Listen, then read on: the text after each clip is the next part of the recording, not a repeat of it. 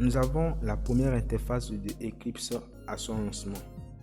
Nous allons réduire en cliquant sur ce bouton dans le coin supérieur droit. Je vous fais une petite présentation de Eclipse que nous allons continuer tout à l'heure. Nous avons File. C'est ici que nous pourrons créer de nouveaux projets Java, les enregistrer et les exporter le cas échéant.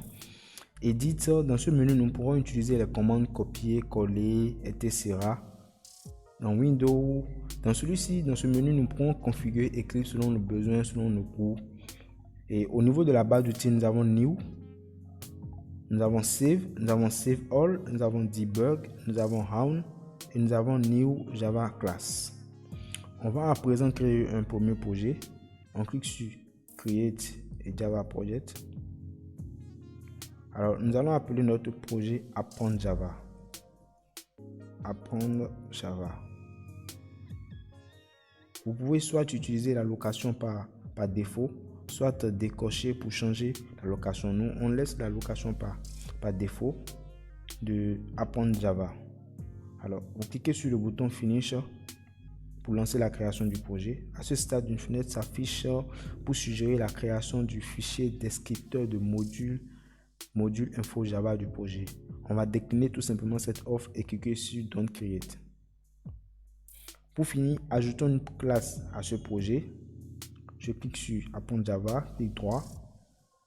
Je fais New Class. On va appeler notre classe Hello World. Hello World. À ce niveau, on coche la première option. Nous reviendrons tout de suite sur cette partie et on clique sur le bouton Finish. Avant de continuer, nous allons encore découvrir notre espace de travail. À gauche, vous trouverez le dossier de votre projet ainsi que son contenu. Dans l'espace au centre, nous allons écrire notre code source. Juste en bas, vous verrez apparaître le contenu de vos programmes. À droite, dans ce coin, nous avons la liste des méthodes et variables. Nous allons mieux comprendre ces notions dans les prochaines vidéos. Revenons à notre code source. Tous les programmes Java sont composés d'au moins une classe. La méthode main. La méthode main est le point de démarrage de notre projet. La méthode main est le point de démarrage de notre programme. La syntaxe de cette méthode est toujours la même. Le nom de notre classe ici est Hello World, comme vous pouvez le voir. Nous avons mis public class Hello World. Alors, son contenu est délimité par des accolades. Les accolades sont généralement utilisées pour délimiter des blocs de code. La ligne suivante est un commentaire.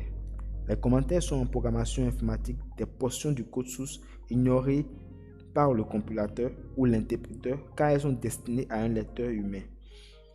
Nous avons deux types de commentaires, les commentaires unilignes introduits par ces deux barres parallèles et les commentaires multilignes qui sont introduits par les symboles barre, astérisque et voilà qui finit également par astérisque barre.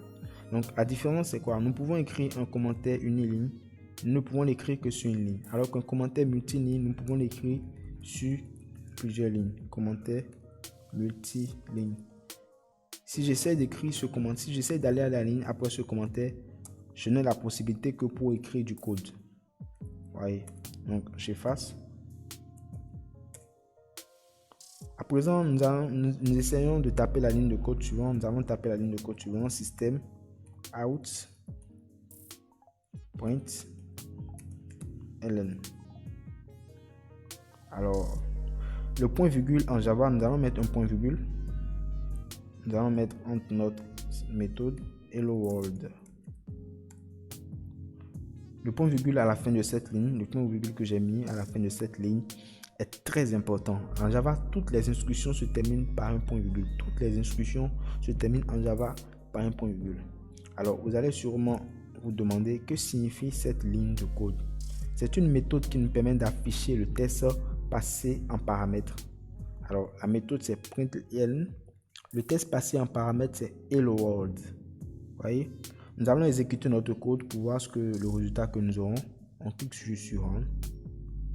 Alors, vous pouvez voir dans la console Hello World, puisque c'est ce que nous avons demandé au programme. Nous avons dit affiche Hello World.